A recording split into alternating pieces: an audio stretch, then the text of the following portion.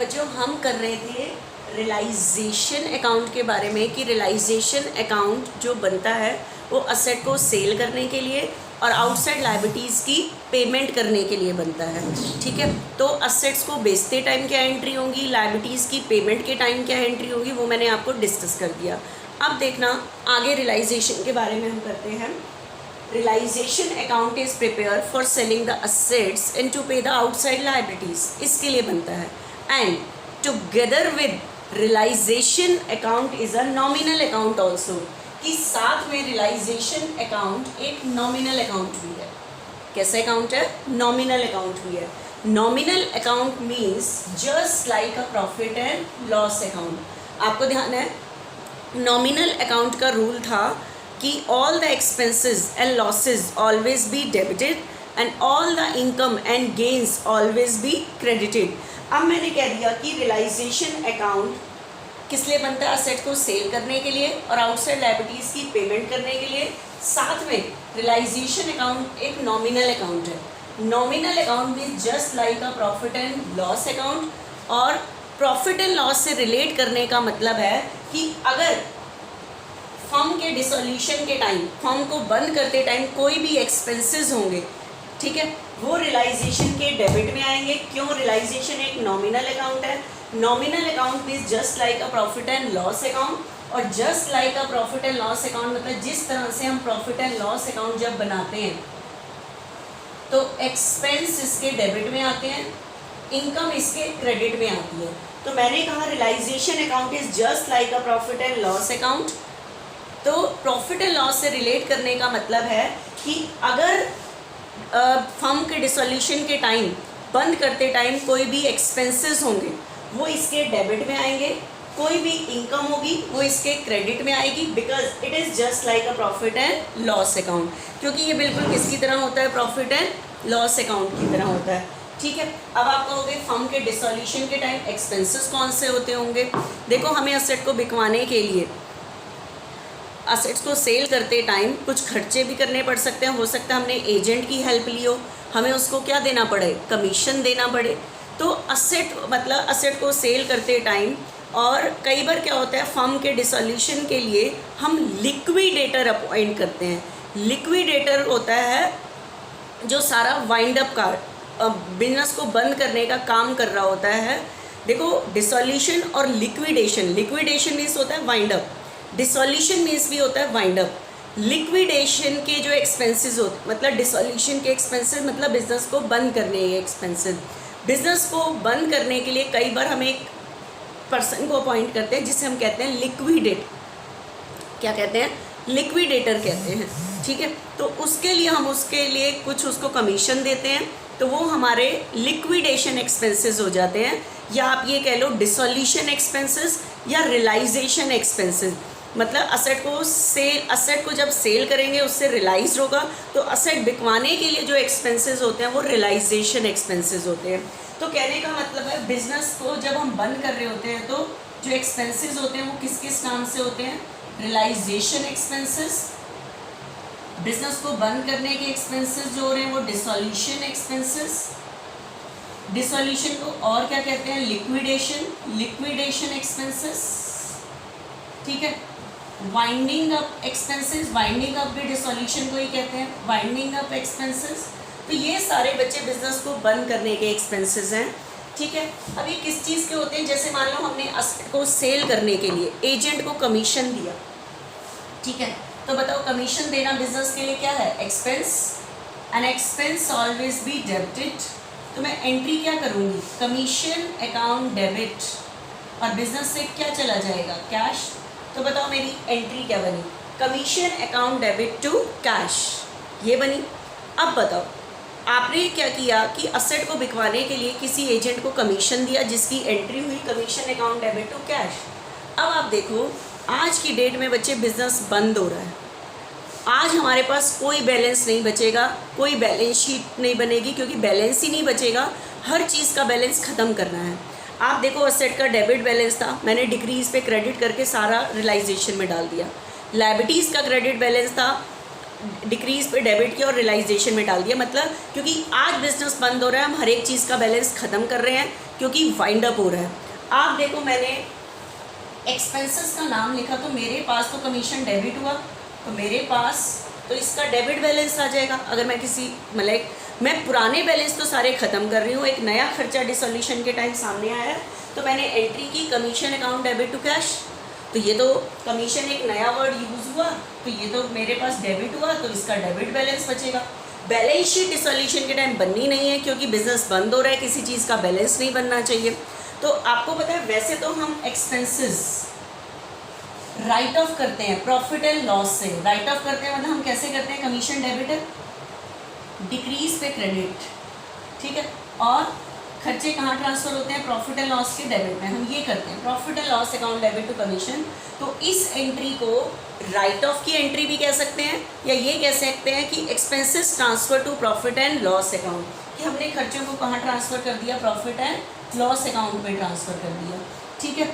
तो देखो खर्च ये एंट्री खर्चे के बैलेंस को ख़त्म करती है, कमीशन डेबिट है, डिक्रीज पे क्रेडिट, और कहाँ ट्रांसफ़र हो गया, प्रॉफिट एंड लॉस। लेकिन इस टाइम हमने प्रॉफिट एंड लॉस की तरह एक अकाउंट खोला हुआ है realisation account, because it is just like a profit and loss account, मतलब नॉमिनल अकाउंट। नॉमिनल अकाउंट मतलब खर्चे इसके डेबिट में आते हैं, इनकम इसके क्रेडिट। तो इस टाइम आपने खर्चे को प्रॉफिट एंड लॉस में ना ट्रांसफ़र करके रियलाइजेशन में ट्रांसफ़र करना है, और रियलाइजेशन के भी कहाँ पे, डेबिट में, क्योंकि ये एक नॉमिनल अकाउंट है, ये जो रियलाइजेशन अकाउंट बन रहा है, एक्सपेंस इसके डेबिट में आएंगे, इनकम इसके क्रेडिट में आएंगे, तो मैंने खर्चे इसके डेबिट में ट्रांसफ़र कर दिए। तो ओवरऑल एंट्री देखो क्या हुई है, कमीशन डेबिट हुई, कमीशन क्रेडिट हुआ। एंट्री बताओ क्या बच रही है, एक बार एंट्री बताओ, देखना क्या बच रही है हमारी, realisation account debit to cash. मेरे पास एंट्री बच रही है बच्चे, realisation account debit, realisation account debit to cash, ये एंट्री बच रही है। देखो कमीशन डेबिट हुआ, कमीशन क्रेडिट हुआ, क्योंकि मैंने पहले कमीशन पे किया, और खर्चे कहाँ ट्रांसफ़र होते हैं, प्रॉफिट एंड लॉस, लेकिन प्रॉफिट एंड लॉस में नहीं ट्रांसफ़र करने रियलाइजेशन, क्योंकि प्रॉफिट एंड लॉस की तरह हमने एक अकाउंट खोला हुआ है रियलाइजेशन अकाउंट, ये असेट को सेल करने के लिए खुला है, लायबिलिटीज़ की पेमेंट करने के लिए। साथ में रियलाइजेशन अकाउंट एक नॉमिनल अकाउंट है, नॉमिनल अकाउंट मतलब just like a profit and loss account. अब प्रॉफिट एंड लॉस को नॉमिनल अकाउंट क्यों कह रहे हैं, क्योंकि इस पर जो रूल एप्लीकेबल होता है वो नॉमिनल अकाउंट का रूल एप्लीकेबल होता है, मतलब एक्सपेंस इसके डेबिट में आने हैं और इनकम इसके क्रेडिट में आनी है, ठीक है। तो ये चीज़ आ गई हमारी, तो हमारी एंट्री बची ये। तो अब देखो ध्यान से, आपको ये दो एंट्री करने की ज़रूरत नहीं है। आप देखो आपने कमीशन को डेबिट किया, फिर क्रेडिट किया, ट्रांसफ़र तो रियलाइजेशन में किया, ओवरऑल एंट्री खर्चे की क्या बच गई है, रियलाइजेशन टू कैश।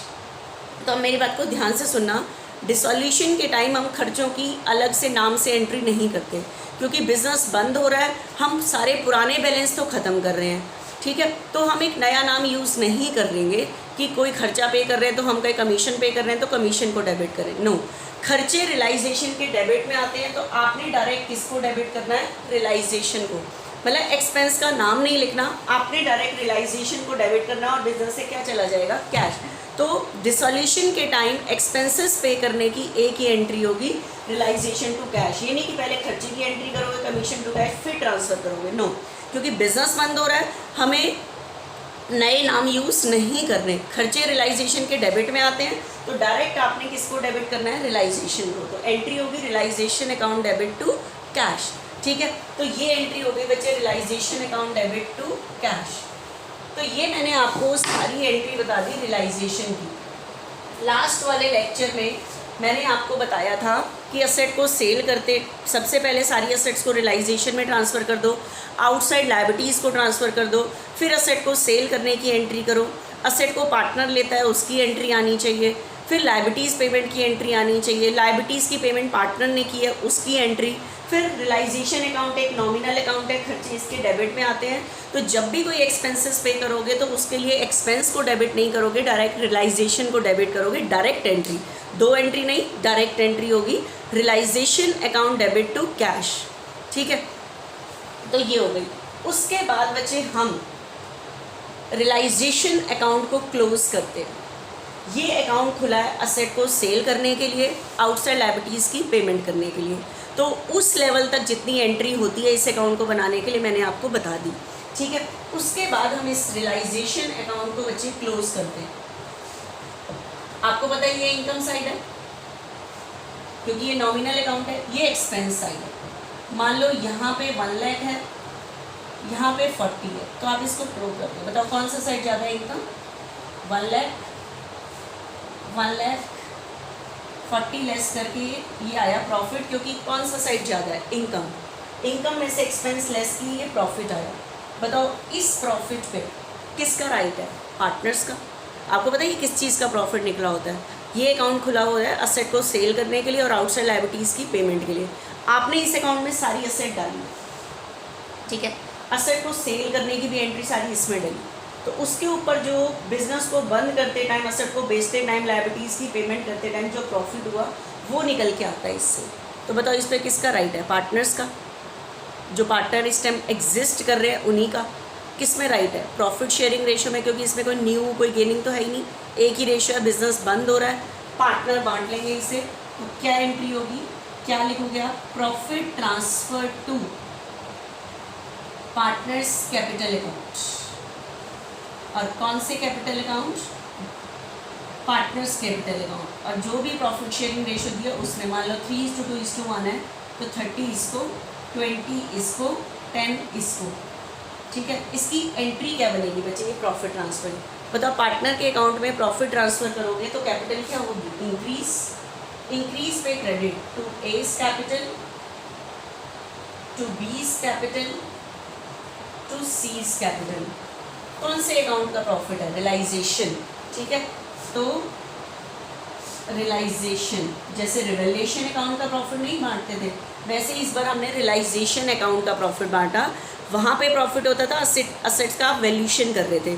आज आपने असेट्स को बेचा है और सारी असेट को, रियलाइजेशन, लायबिलिटी सबको इसमें ट्रांसफ़र किया है। ये कॉमन चीज़ है जिसके अंदर हमने सारा काम किया है।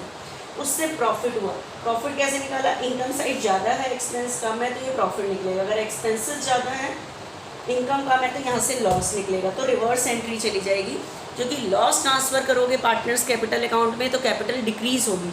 डिक्रीज पे डेबिट, तो उस टाइम एंट्री होगी हमारी S capital account debit, B's capital account debit, C's capital account debit. कौन से अकाउंट का लॉस है? रियलाइजेशन का, ठीक है, रियलाइजेशन अकाउंट का लॉस है। क्लियर? तो ये मैंने आपको बताया, कल मैंने आपको बताया था कि accounting treatment at the time of dissolution of partnership firm. कैसे अकाउंटिंग ट्रीटमेंट होता है?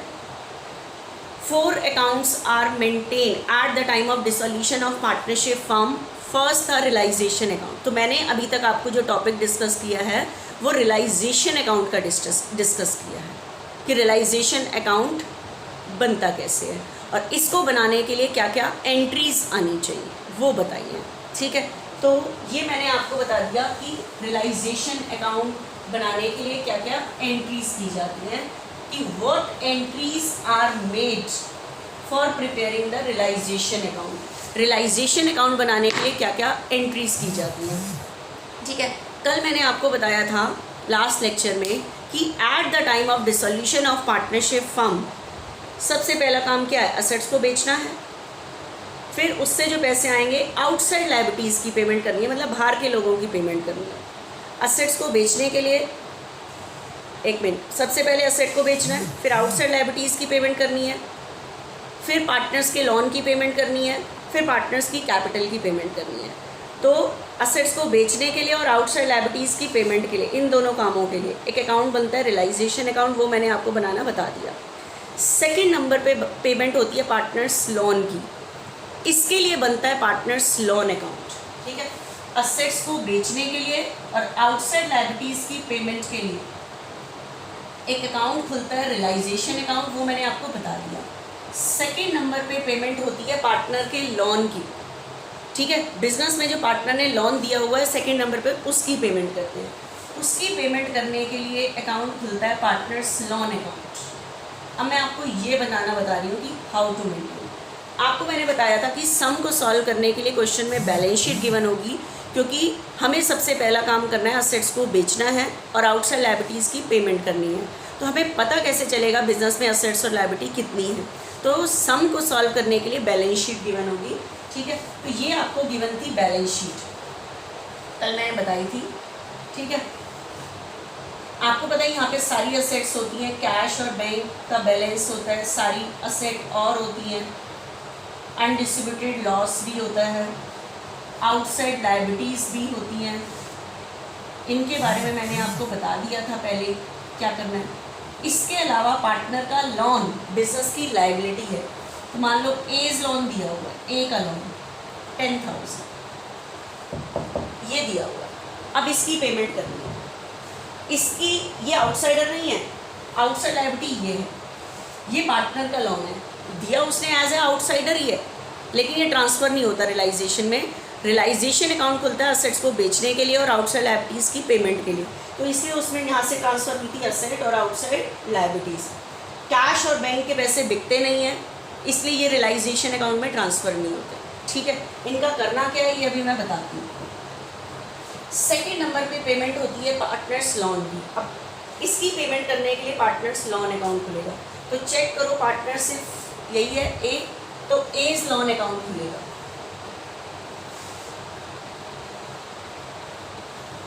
एज लोन अकाउंट,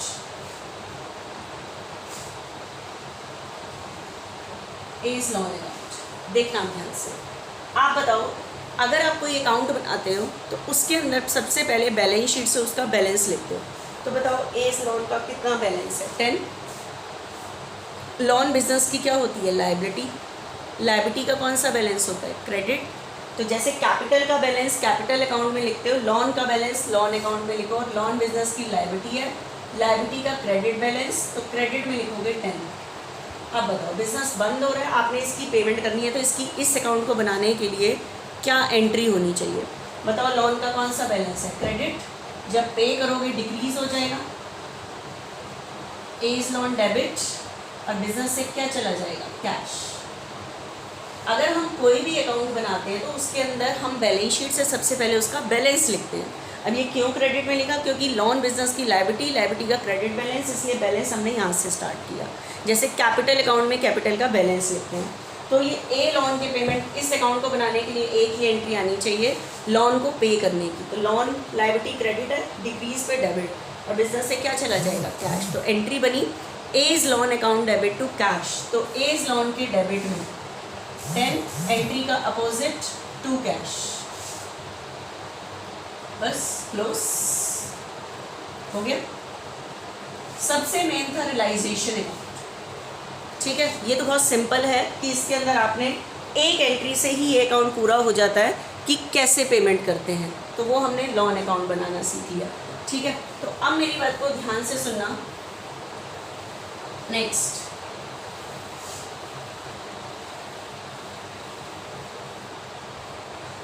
आपको मैंने बताया था सबसे पहला काम है असेट्स को बेचना और आउटसाइड लायबिलिटीज़ की पेमेंट करना। असेट्स को बेचने के लिए और आउटसाइड लायबिलिटीज़ की पेमेंट करते टाइम जो एंट्री होती है, ठीक है, उसके लिए एक रियलाइजेशन अकाउंट बना है। उसको बनाने के लिए मैंने सारी एंट्रीज बता दी। सेकेंड नंबर पे पेमेंट होती है पार्टनर्स लोन की। उसके लिए पार्टनर्स लोन कैसे बनेगा और उसके लिए एंट्री क्या होगी वो बता दी। थर्ड नंबर पे पेमेंट होती है पार्टनर्स कैपिटल की, ठीक है। अब मैं ये आपको बनाना बताती हूँ कि ये कैसे बनता है और इसको बनाने के लिए क्या एंट्री होती है। ध्यान से सुनना। पार्टनर्स कैपिटल अकाउंट,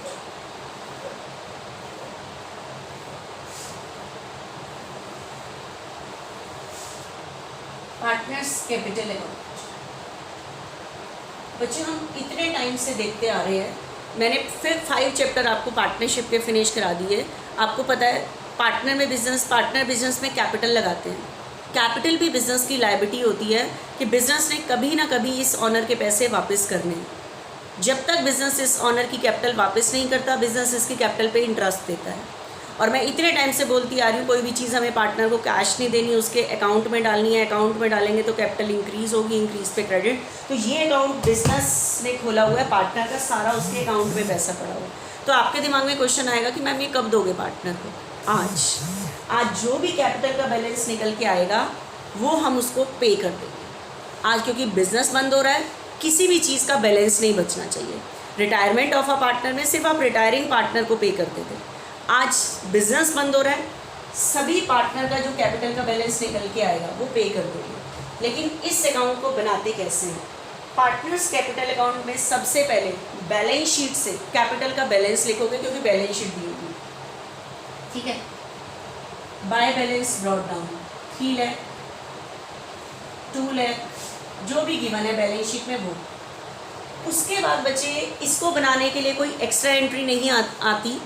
एक्चुअली क्या है, रियलाइजेशन अकाउंट बनाते टाइम आपने बहुत सारी कैपिटल अकाउंट में चीज़ें डाली हैं, तो उसके लिए जो मैंने आपको एंट्री बताई है उसकी पोस्टिंग इसके अंदर आएगी। वो कैसे आएगी अभी मैं सम करूँगी ना और ज़्यादा क्लियर हो जाएगा, ठीक है। तो इसको बनाने के लिए कोई एक्स्ट्रा एंट्री नहीं है।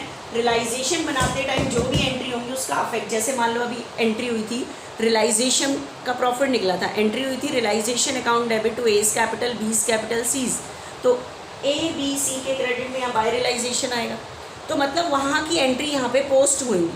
तो उसके बाद क्या होगा कि जब आप कैपिटल अकाउंट को क्लोज करोगे तो यहाँ पे कैपिटल का बैलेंस निकल के आएगा। कैपिटल का क्या निकल के आएगा? बैलेंस, ठीक है।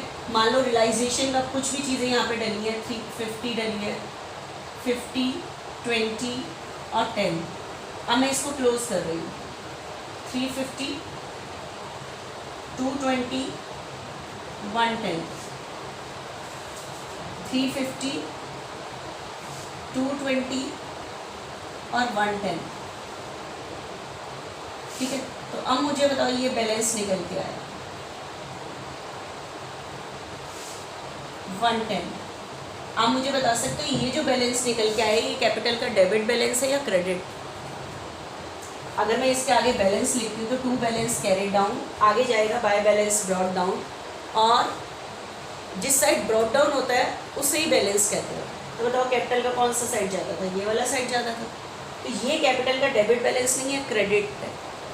क्रेडिट बैलेंस क्यों? क्योंकि कैपिटल बिजनेस की लायबिलिटी होती है, मतलब बिजनेस ने फर्म के बंद होने टाइम पार्टनर को इतनी पेमेंट करनी है। आज इसके आगे बैलेंस नहीं लिखोगे क्योंकि बैलेंस शीट नहीं बननी, बिजनेस ही बंद हो रहा है। तो जितना भी ये कैपिटल का बैलेंस आ रहा है ये कैपिटल का क्रेडिट बैलेंस है, मतलब ये बिजनेस की लायबिलिटी है। फर्म के डिसोल्यूशन के टाइम बिजनेस ने पार्टनर को इतना पे करना है। अब पे की एंट्री क्या होगी? This is the final payment to partner. Partner को फाइनली इतना पेमेंट करोगे। पेमेंट की एंट्री बताओ, ये कैपिटल का कौन सा बैलेंस है? क्रेडिट। डिक्रीज पे डेबिट, तो A's capital account debit, B's capital account debit, C's capital account. बताओ ए को कितना पे करना है? 350। बी को कितना पे करना है? 220। सी को कितना पे करना है? 120, 110। और बिजनेस से क्या चला जाएगा? कैश। अभी तक आप सिर्फ रिटायरिंग पार्टनर को पे करते थे, आज आपने सबकी पेमेंट करनी है डिसोल्यूशन के टाइम। तो ए बी सी के डेबिट में इतना इतना लिखा है, एंट्री के अपोजिट में या बैलेंस नहीं लिखोगे, क्या लिखोगे? To cash, final payment. ये लास्ट एंट्री होती है बच्चे, फाइनल पेमेंट पार्टनर को पे करने की लास्ट एंट्री है। देखो स्टार्टिंग में सबसे पहले पार्टनर ही लगाते हैं, लेकिन जब बिजनेस बंद होता है तो फाइनली पेमेंट लास्ट में होती भी किसको है? पार्टनर को ही होती है, ठीक है। उसके बाद मैंने आपको बताया था कि फोर्थ नंबर पे बनता है कैश और बैंक अकाउंट। बैलेंस शीट में कैश होता है तो कैश अकाउंट, बैंक होता है तो बैंक अकाउंट, ठीक है। कैश होता है तो कैश अकाउंट, बैंक होता है तो बैंक अकाउंट, ठीक है। अब ये क्यों बना है? आपको मैंने अभी अभी बताया था कि सम को सॉल्व करने के लिए बैलेंस शीट गिवन होती है और असेट्स साइड में इसका बैलेंस होता है, लेकिन जितनी भी यहाँ पे असेट होती हैं ये बिकती हैं। तो ये असेट को सेल करने के लिए एक अकाउंट खुला है, रियलाइजेशन अकाउंट, इसलिए सारी असेट रियलाइजेशन में हम एक जगह इकट्ठा करते हैं। लेकिन कैश और बैंक के पैसे तो कैश ही, इनको ये तो हमारे पास पेमेंट के लिए डायरेक्ट यूज़ होगा, इसलिए कैश और बैंक का बैलेंस बिकता तो है नहीं, तो ये रियलाइजेशन में ट्रांसफ़र नहीं होता, तो नहीं होता तो मेरे पास इसका बैलेंस है। तो इसकी वजह से लास्ट में हमें कैश है तो कैश का, बैंक है तो बैंक, मान लो कैश का बैलेंस है ये, तो यहाँ पे जो कैश का बैलेंस है, बताओ कैश बिजनेस की क्या होती है? असेट, असेट का डेबिट बैलेंस, तो इसका बैलेंस इसके अकाउंट में लिखोगे टू बैलेंस ड्रॉट डाउन। उसके बाद इसके अंदर और कौन सी एंट्री जाती है, इसको बनाने के लिए आपको कोई अलग से एफर्ट नहीं करना। एक्चुअली क्या है, रियलाइजेशन अकाउंट बनाते टाइम, पार्टनर्स लोन बनाते टाइम, पार्टनर्स कैपिटल अकाउंट बनाते टाइम बहुत सारी एंट्री होती हैं, ठीक है। जैसे असेट को सेल करते टाइम कैश आया होगा, एंट्री हुई होगी cash account debit to realisation, तो कैश एंट्री में क्या हो रहा है, डेबिट, तो वो कैश के डेबिट में जाएगा एंट्री का अपोजिट। मतलब सम जब हम पूरा करके आ रहे होंगे, तो जब हम एंट्री साथ से चल रहे होंगे तो इसके अंदर बहुत सारी एंट्री आ चुकी होंगी, अलग से कोई एफर्ट नहीं करना होता इसके लिए, ठीक है। लेकिन हमारे इस पूरे सम की वेरिफिकेशन क्या है, जैसे आपकी लास्ट चैप्टर तक बैलेंस शीट मैच करती थी, अब आपके कैश और बैंक का बैलेंस मैच करेगा, कोई बैलेंस नहीं बचेगा क्योंकि बिजनेस बंद हो रहा है। असेट्स को बेचने से जितने पैसे आएंगे वो सारा पेमेंट पहले आप आउटसाइडर को पेमेंट करोगे, फिर पार्टनर लोन को पे करोगे, फिर पार्टनर्स कैपिटल, बराबर मैच कर जाएगा। तो आपके सम की वेरिफिकेशन है, अगर आप कैश अकाउंट बना रहे हो तो कैश अकाउंट का दोनों साइड का टोटल मैच करेगा, बैंक अकाउंट बना रहे हो तो बैंक के दोनों साइड का टोटल मैच करेगा, ये आपका मैच करेगा, ठीक है। अब बीच बीच में थोड़ा सा आपको यहाँ पे कन्फ्यूज़न आया होगा, वो सम पूरा करते टाइम मैं आपको बताऊँगी। प्लस इस चैप्टर में आपको ये जो 4 नेसेसरी अकाउंट बनाने हैं, क्या बनाने हैं, 4 नेसेसरी अकाउंट बनाने हैं, ये हमें फॉर्मेट एक साथ रजिस्टर पे खींच के मैं सम करने का एक स्टेप बताऊंगी, वैसे अटेम्प्ट करना है, ठीक है। देखना सम से ज़्यादा क्लियर होगा, ये तो मैंने अभी बेसिक कंसेप्ट क्लियर किया है, लेकिन हाउ टू अटेम्प्ट द सम कैसे अटेम्प्ट करना है वो आपको देखने की ज़रूरत पड़ेगी, ठीक है, कि हमें कैसे करना है। प्लस सम के लिए आपको ये नहीं कि पहले आप रियलाइजेशन अकाउंट बनाओ, फिर पार्टनर्स लोन बनाओ, फिर पार्टनर्स कैपिटल, फिर कैश और बैंक, नो, सारे फॉर्मेट इकट्ठे खींच रहे हैं। मैं बैलेंस शीट के एक साइड से स्टार्ट करते हुए सारी एंट्री बताती जाऊंगी, उसके अकॉर्डिंग सम सॉल्व होता जाएगा, ठीक है। तो मेरे अब सम करने का तरीका देखना नेक्स्ट लेक्चर में कि मैं सम कैसे सॉल्व कर रही हूँ डिसोल्यूशन ऑफ पार्टनरशिप फर्म का, ठीक है। एक चीज़ और देखना बच्चे ध्यान से, इसके अंदर